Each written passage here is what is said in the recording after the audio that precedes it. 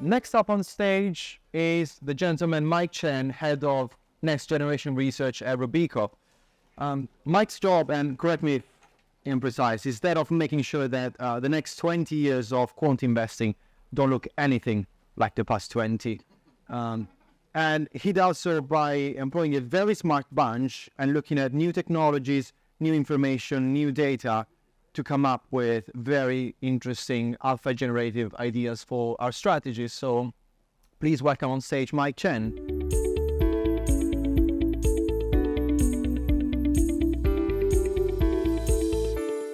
Thanks, Lorenzo, for the introduction. Good morning, everybody. As Lorenzo mentioned, my name is Mike Chen, and I work for Robeco.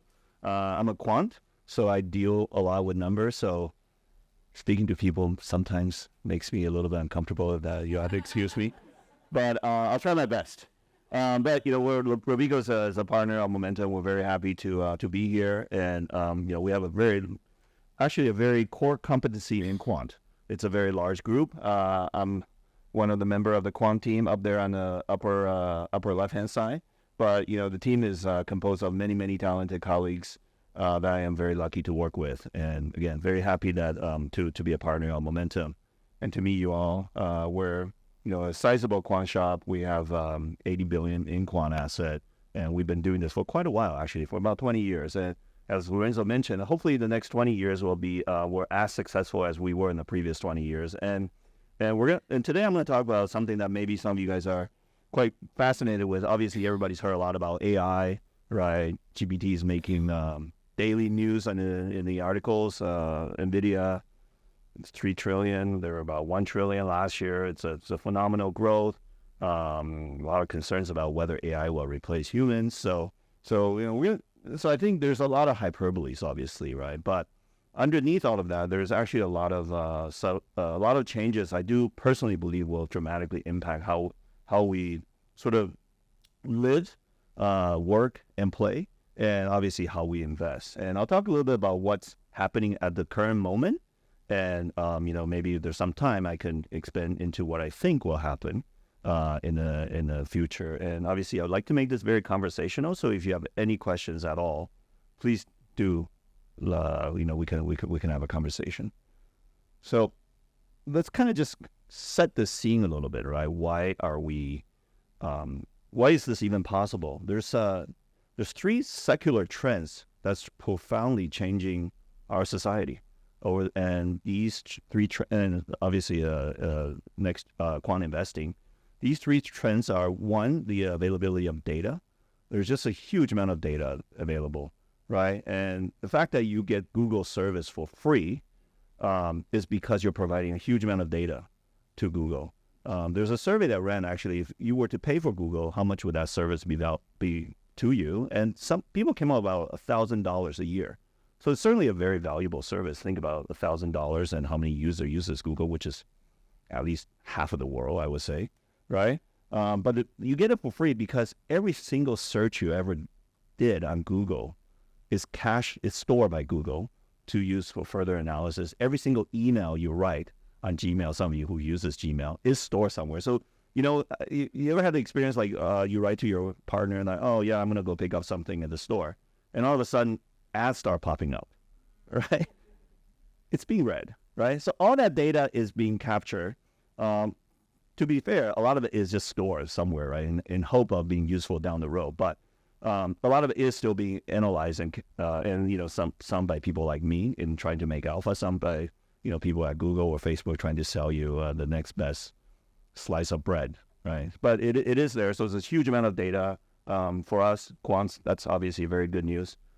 In conjunction, there's a exponential growth in computing power. I'm sure all of us heard about Moore's law, right? Which is that computing power doubles roughly every 18 to 24 months, right? And it grows exponentially. And when you have exponential growth, it's something that's super powerful. I mean, exponential growth doesn't happen a lot in society, right? But when it does, it's something you should really pay attention to. Something very, very small at the moment can become extremely large, in very short amount of time because of exponential growth. And this is a chart of the sort of computing power, on a logarithmic scale. On the y-axis, that's logarithmic. So if you stretch it out to linear scale, it's exponential. right? And what's even more powerful is that this chart is based on GPU and obviously, CPU. And obviously we all know now there's this new computing structure called GPU, graphical processing unit. That's what NVIDIA makes, right? So if anything, this chart is actually kinking upwards. So it's actually growing super exponentially now. So that's super powerful. We have a lot of data. We have a lot of computing. And finally, there's a lot of super powerful algorithms that's becoming available, right? And obviously the one we're talking about is AI. And you know so AI is this very generic term that machines can think, right? And you know, if you ask me last year, do I think machines are sentient? I would say no, that's science fiction. If you ask me now, do I think machines can be sentient? I said, yeah, probably about in the next 10 years, I would say they can be sentient. OpenAI just put out a new model called Strawberry last week, right? And where machines can actually reason and solve, and it's called chain of thought reasoning. They can basically make each little steps and try to see each steps are correct and reason. And it can solve 90% of international math Olympiad problems, right? And this is last week, again, couple this with exponential growth in power, try to extrapolate how much that can grow, you know, is something pretty, I think something dramatic is coming down the pike, right? But let's get back to reality a little bit first before we talk about all that science fiction stuff or what might happen.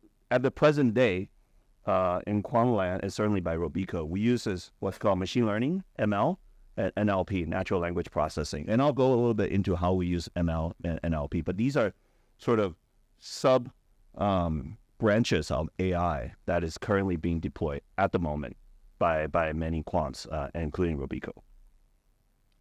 So why are we doing all this, right? And you know, why are we spending a lot of time and effort? It is a lot of time and effort trying to do all of this stuff.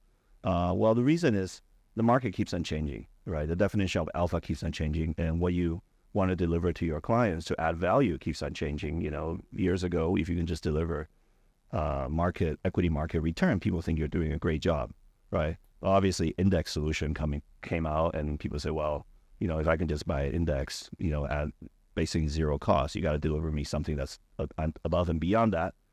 A couple more decades later, factor investing came out, value, quality, momentum, right? And, you know, that's great, but people say, okay, well, now, you know, that's kind of being commoditized, and can you deliver me something a little bit differentiated on top of that? So you're always trying to push the frontier. And the latest is what we call uncorrelated alpha or next-gen alpha, where we try to utilize a combination of these alternative data, machine learning, and natural language processing techniques, trying to deliver returns that can be above and beyond what you can get from factor investing. That's kind of what we're doing. And what do I mean more specifically in terms of what we're working on? Well, so you have this is what I call the generations of quant investing, right? And I'm sure all of you guys are very familiar with factor investing, the value, quality, momentums, and those have been making a huge impact in the market and extract a lot of alpha for clients. But above and beyond that, because of change in technology, because of sort of diffusion of knowledge, you have to keep on pushing the frontier. And what we mean by next-gen alpha are four things. First, alternative data, just any kinds of data that's available. Factor investing is mostly based on financial statement information, so balance sheets and cash income statement. Here you can use tweets, you can use whatever people talked about, you can use their audio signature. I'll show you an example of that. You can use satellite photos, you can use the internet chat blocks, any and everything, right? And to process that, sometimes you need very sophisticated algorithms, so machine learning and natural language processing. And this being Robeco, obviously we'd be remiss not to say that we think you can actually extract alpha using sustainability motivated insights under certain circumstances. Not all circumstances, but if you align it correctly, you can actually extract alpha from sustainability. And I'll talk a little bit about that. But that's kind of what we're talking about. So these four areas, and I'll show you examples of each. So I want to talk about 7 things about next-gen quant, right? First is that there's just a lot of data available, and I already mentioned that, right? But these data are rather, I would say, unconventional, in the sense that, it's not always numerical. A lot of it is textual. Some of it is audio. A lot of it is graphical, right? So you have to be able to process them correctly. And not only that, you have to actually, not only the variety, they actually come in with huge volume. Numerical data is actually very small, right? Something you can probably store on your computer in memory. But some of these data really are truly large. They're in terabytes and exabyte sizes. So you have to basically store the whole computing architecture you need in order to process and store these data are different than what you used to be able to do. So you need to build up that. And even more, veracity is an issue, right? Not all data are actually truthful. We all know that fake news is a lot of that. So you need to be able to use truthful sources. So all that goes into consideration. And to do that,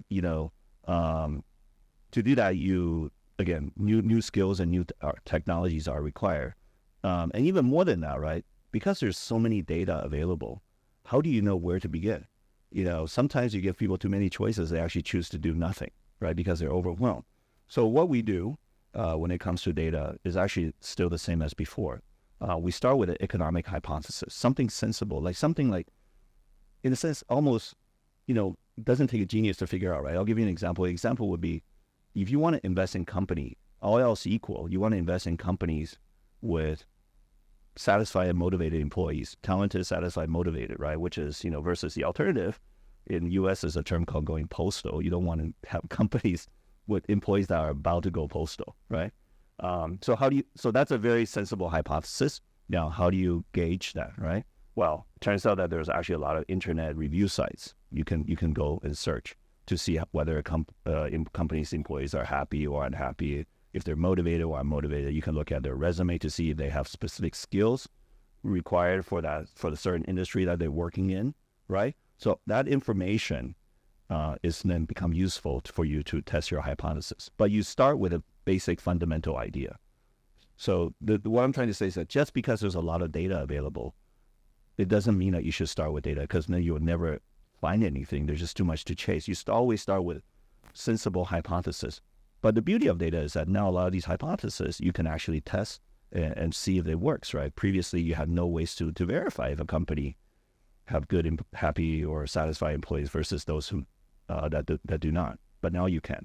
So I think this is what data is giving us, right? The ability to answer a lot more investment questions than we had before. Second thing is machine learning. And truth be told, machine learning is very hot right now, but it's not new. Actually, machine learning has been around for quite a while, right? It's been around. Theoretical machine learning has been around for at least 50, 60 years, and certainly I would say in finance, it's been used for 10 plus years. What's really different now is the computing that's available, right? So we can actually utilize and run the machine learning algorithm that's being developed, say, in the 80s and 90s. And if you want, so what is machine learning, right? Machine learning is sort of a twist on the traditional computing paradigm. How many of the audience have learned programming before? Okay, some of you guys have learned programming. Okay, so the traditional programming paradigm is you have a programmer, obviously somebody like me, right, who have an idea of how do you process data to get output, right? So what we do is we write a program, right? So you write a program that accesses the data and then do some computation on it, you get the output. What machine learning does, in a very simple term, is that it kind of twists this paradigm around a little bit. Machine learning says, I have data, I have certain output I can observe. I have no idea how do I get from data to output, right? But what I'm going to do is I'm going to put this program in here, this machine learning program, and then the program itself will figure out the relationship and tell me what's going on. So obviously you can see this is very powerful, right? When you have huge amounts of data, you just have no idea how A can be related to B, right? So machine learning is super useful in this sense, right? Obviously, this also comes with its challenges, and one of the challenges is that there's just a lot of degrees of freedom, in the sense that there's a lot of if you give it, say, find me a pattern that makes sense, it can find some really, really weird patterns, right? That only works in sample, but doesn't work in live out of sample example on data it hasn't seen before. So there are obviously safeguards that you need to put in. And me and my colleague Wei Li, we wrote a CFA book chapter that talks about all the various safeguards you need to put into machine learning. So if you like, I'm happy to send across that chapter. It's just some very basic guidelines, rule of thumbs that you should do. But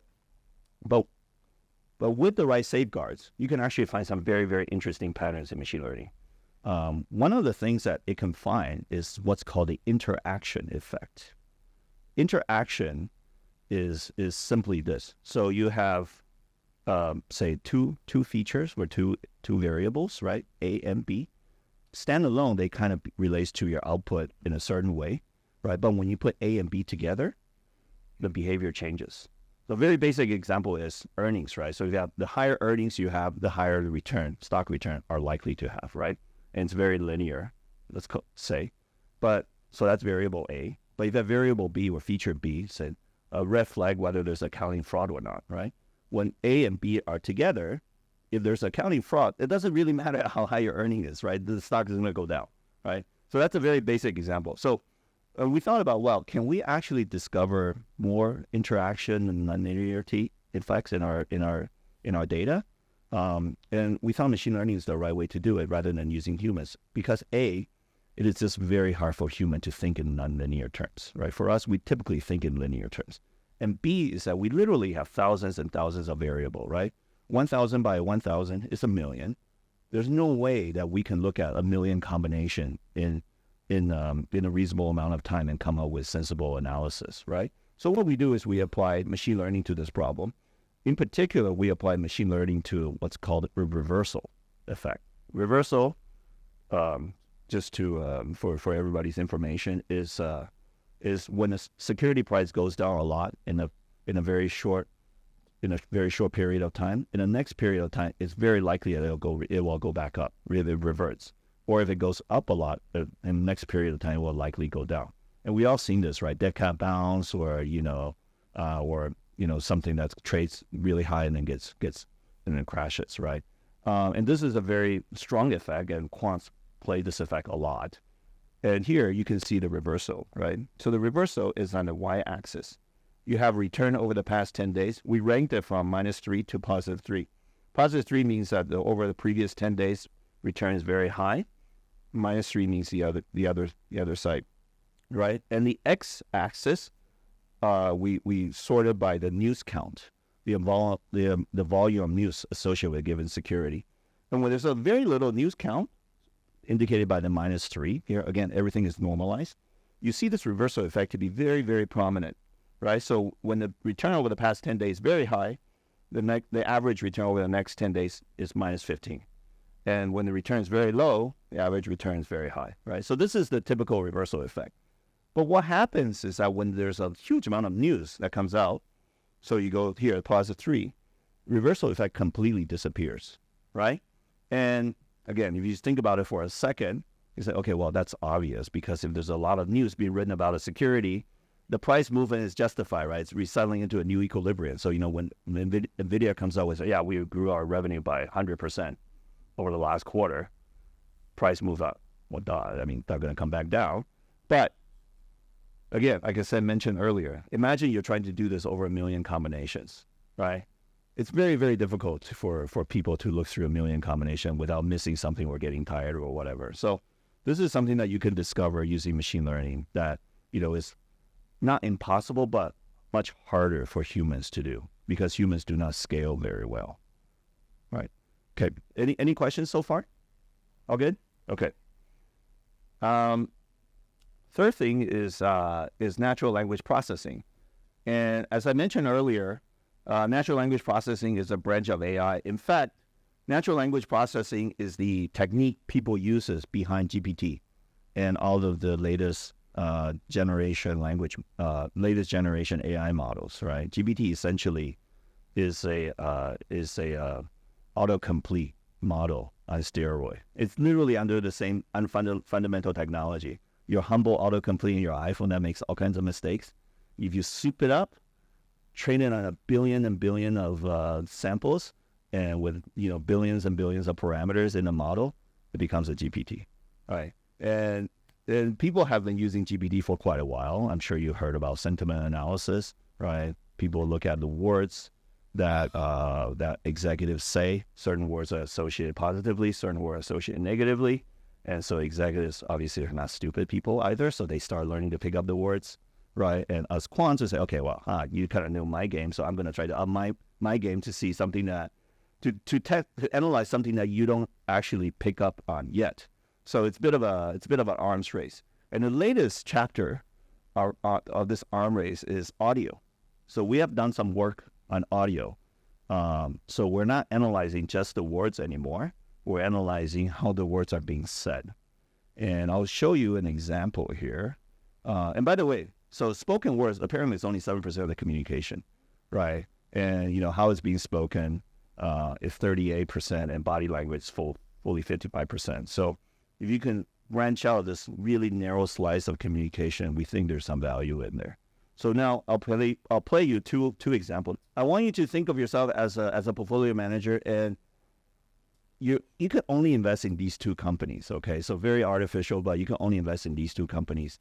And try not to judge your investment on what the executives say, but how they say it, okay? And final piece of information is that this is the second quarter of 2015. I know it's a while ago, but you try to transpose yourself to roughly 9 years ago, okay? And listen to these two executives, and then I'll run a poll, see which of the two company would you invest in. Yeah, I would just say that certainly already having the right-of-way and the infrastructure in the areas, in a lot of our OVM area, we have a loop system, so we have one line that we can. That's executive number one. 15-second clip, very short. This is executive number two. All right, Ben, let me tackle the first one. Look, we don't give guidance, so here's what I will tell you. I will tell you that there are more buyers in the marketplace for hit content than there have ever been in the past. So the way we look at... Can I do maybe a quick poll? Who would invest with executive number one? There's a few up front. Okay, don't be shy. Executive number two? More executive number two, right? Okay, so actually the majority is right. Is executive number two. Executive number two is the CEO of Paramount Global. Paramount Studios, CBS, they own a lot of shows, they own a lot of movies. This is second quarter of 2015. If you recall, that's when streaming wars were going on really strongly. Netflix was spending billions and buying content. Amazon Prime is joining the game. You have Disney Plus about to launch, etc. Right? So Paramount Global CEO is like, we have this trove of content. If delivery mechanism is just a pipe, the value is in the content. I'm going to try to monetize this, right? Executive number one, on the other hand, is a oil and gas exploration company.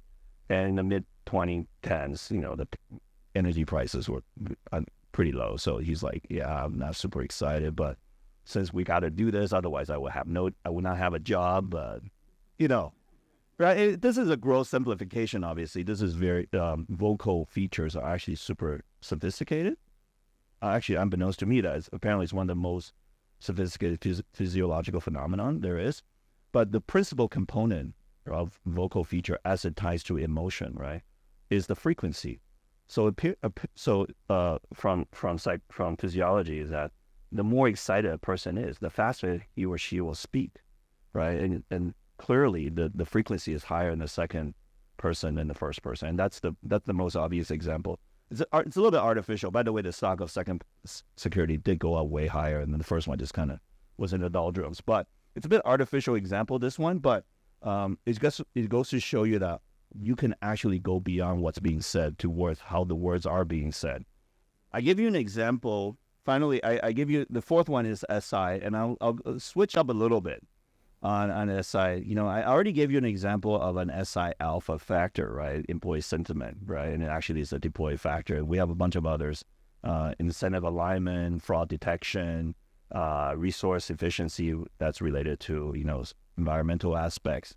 But what about portfolio construction? Can you actually construct smart portfolios, right? And the typical way to construct sustainability portfolio is through restriction, right? You want to restrict your bench carbon to be 20% better than benchmark, 30%, or you only want to invest in company that's rated, say, rank B or higher according to some sort of SI measure, right? And that's perfectly fine approach, but we were thinking, is there a better way to construct sustainability portfolios, right? And what's really important about sustainability-minded portfolio is obviously sustainability.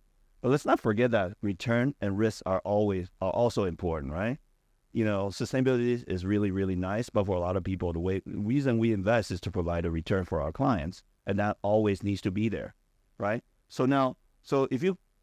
I.e., the traditional investment question of risk versus return is really three-dimensional, right? You have risk, return, and sustainability. In this three-dimensional world, how do you build an optimal portfolio, right? How do you optimally balance the three different aspects that you want? And if you think about it, the traditional two-dimensional world, risk and return, you have this what's called an efficient frontier. I'm sure all of you have heard of it. And the definition of efficient frontier is for a given amount of risk, this is the highest return. Given amount of return, this is the lowest amount of risk. So our question is, can you construct something similar, right, but in a three-dimensional world, right? So it turns out that you can, and we actually wrote a few papers showing you how to do so. But essentially, right, what you do is that we have a framework where you can build a portfolio in this three-dimensional world that for a given amount of sustainability, you have the maximum possible return and lowest possible risk. And if you want to increase sustainability more, you have to either lower return and or increase your risk, right? It's called Pareto optimality. It's a bit geeky term, but it's an optimal portfolio. So we have this, and this is a technology that we pioneer, but we're happy to share it with the world because we just kind of think this is something neat and important. So how does this factor into how do you do this, right? I just mentioned 4 different technologies that we're trying to push in the next gen front. Well, truth be told, this is not cheap. Robeco is spending 20 million euro per year on data as of last year, and this is a 2x growth versus three years ago. So we're spending 100% more on data than we did in 2020. So far, management is allowing us to get away with it, so we're very thankful for their trust. And our computing hour has gone up a lot, right? We're spending 35,000 hours on equivalent CPU hours per month to compute all this signals and do the portfolio construction. It's a 3x increase versus 3 years ago. But it's important. We think we need to do this because alpha decays, and we know this for a fact, and information gets arbitraged and knowledge diffuses. So we need to keep up, right? So we spend a lot of money on this stuff. But another thing that's important, and this is not talked about a lot, and but for me as a practitioner, I feel it's super important, is the infrastructure. I mentioned a little bit earlier the infrastructure. Infrastructure to me, it's kind of like the foundation of a house, right? It's not really usually seen, but if you don't have a good foundation, you can bet that house is going to have problems down the road, right? The walls are going to start to slant. There's probably going to be some cracks, right? You can't really build a very tall skyscraper without a solid foundation. And I've worked at companies with good infrastructure, and I worked at a company with bad infrastructure. And having a good infrastructure is really, really paramount. And luckily, Robeco has spent quite a lot of effort and time in converting our infrastructure to the latest code stack with distributed computing, everything on the cloud, all that stuff. And I think actually at the end, if you have a good infrastructure, it's there's not really any trade-off, right? Good, fast, or cheap. It's a bit cheeky, I'm saying that. Actually, if you have good infrastructure, you actually get all three. Over the long term, it is actually cheaper to have ultimately the better infrastructure. But finally, it's still people, right? People are super important. There is this speech actually this gentleman gave. So this gentleman, his name is Richard Hemming, and he did some pretty fundamental work in coding theory, which is, again, it's another geeky field, but he was at Bell Labs, which is a very famous research lab. And he wrote that, things he looked for, right, in a researcher: curiosity, courage, drive, and scientific mind. He said, okay, curiosity, okay, I kind of get it. Drive, okay, I kind of get it. Scientific mind, of course. Courage, like what courage is there to just sit behind a desk and punch in the computer, right? I actually, people are uncomfortable doing this kind of stuff. People are kind of comfortable with doing stuff they know have done before. To do something different or to go on a limb, and these are all very, our researchers are all very prideful people, right? And they've done well through their academic career, right? They've always been the top student. So to take a risk and fail, it's something that they're not necessarily comfortable with. And me as a leader of the team, or one of the leader of the team really tries to say, okay, well, listen, we want you to take a risk, right? Because, you can't just keep on evolving. Sometimes you have to take a leap, right? Evolution is good, but sometimes you also need a revolution, right? So that's a quality that I'm really trying to stress in my team. And I think it's actually the most important thing, right? Because all of this is just people, right? The technology you can acquire, the data you can buy, but what to do with it is still driven by the people. So, it's a bit cliche to say people matters, but yeah, it actually does, and that's something that I'm really trying to stress. So that's kind of what I have to say about the Next Gen program, at least at Robeco. I don't know how much time I have. I'll leave it for maybe a bit of Q&A if anybody have comments. I think you've answered it in the previous slide, but is your increased spend in data then just about sustainability? No, it's everything.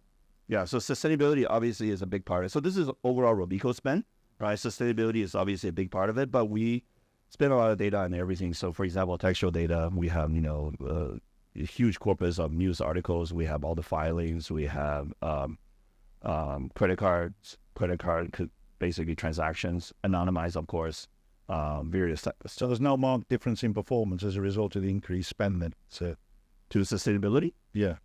So I'll answer that question in two ways, right? So sustainability, if you use it to change portfolio just pure for sustainability, it doesn't add to performance. The angle I try to take on my team with sustainability is for sustainable alpha, right? So I try to link sustainability with alpha. And under certain circumstances, you can do that. I have an article on how to do it. If you're interested, I can send it to you. And for those data that we buy and for those kind of research that we do, we have shown that it can actually drive performance. And actually what's really interesting is that a lot of sustainable alpha are very orthogonal to the more traditional VQM factors, right? So they actually complement it very well. And so it does drive performance. But if you just choose it for pure sustainability's sake, no. Mike, you spoke about the decay of alpha. Yeah. How long or what's the typical development of you testing a hypothesis, believing that you've come to the right conclusion, and then implementing, and then how long do you typically see that alpha opportunity last? Yeah. So really the life cycle of a hypothesis. Depends. Yeah, so it depends. If something is kind of relatively known or relatively simple, it decays quick. I'll give you an example, right? So credit card, everybody heard about credit card data, right? Google search, I don't know if everybody's heard about Google search, but you can find Google, there's this thing called Google Trend. Google can tell you the search volume for a given topic, right? And some people have used it as an alpha. So that also kind of has decayed. These are all both signals I've done 10 years ago, right? So individually it has decayed, but actually when you combine it, that one actually still works. Right, and you can use it to measure the efficiency of converting search into actual transactions. So how well, say, an advertising campaign for a given company works, right? So that still works. So some alpha decays quicker, some decays slower. All alpha decay, right? But yeah, it depends. I just have a question on credibility of data. Yeah. And I mean, I think the irony is I read this on the internet somewhere, but I think Elon Musk was going to limit the time frame that he was going to use on his AI engine. Do you see that as a risk and maybe an advantage to creating alpha for your models? I'm sorry, so what did Elon Musk say? That he was not going to use internet information past a certain amount or certain date because of misinformation. Yeah. So you definitely want to use data, but you also don't want to use the data you think could be fake, right, or untrustworthy, or very opinionated, let's say, very unbalanced, right?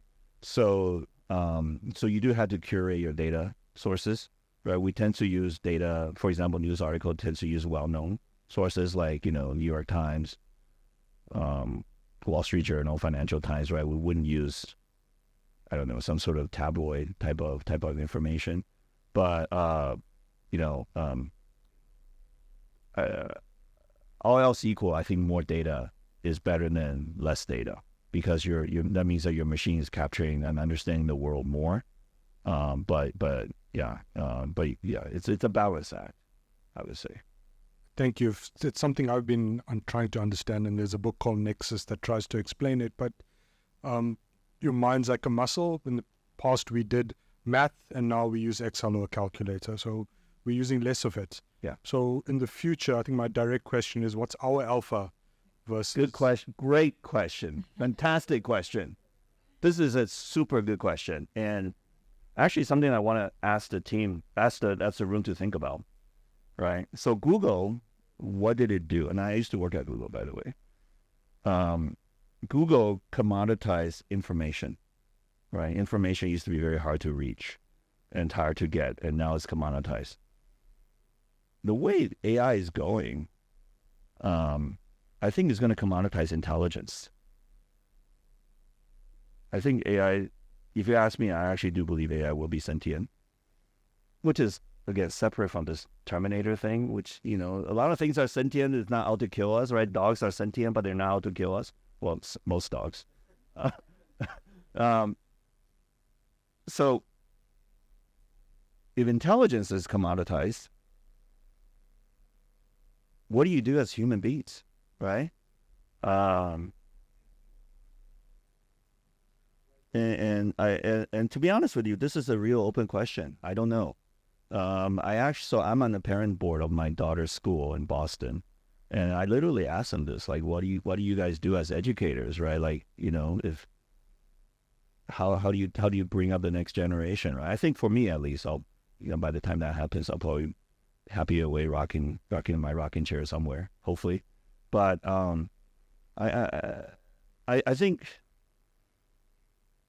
maybe creativity is still there, right? I think AI can solve math problem now. Even actually I know, but there's still certain rules and structures to math, right? I'm not sure if it can be creative. And I think another thing is empathy, right? Human empathy. And I think humans still at least at this moment, right? Maybe the next generation is different. Still intuitively trust other humans more than a machine, right?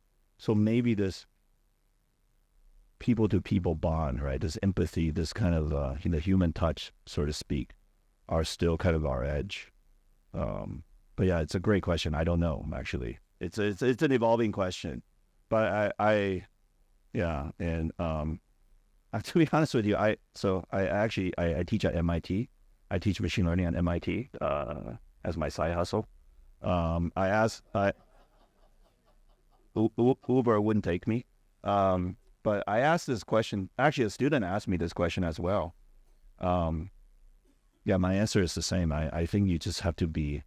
I think as machines become better at science, humans almost need to become more artsy and more liberal arts. I don't know if that makes sense, but I think you actually need to do something a bit different.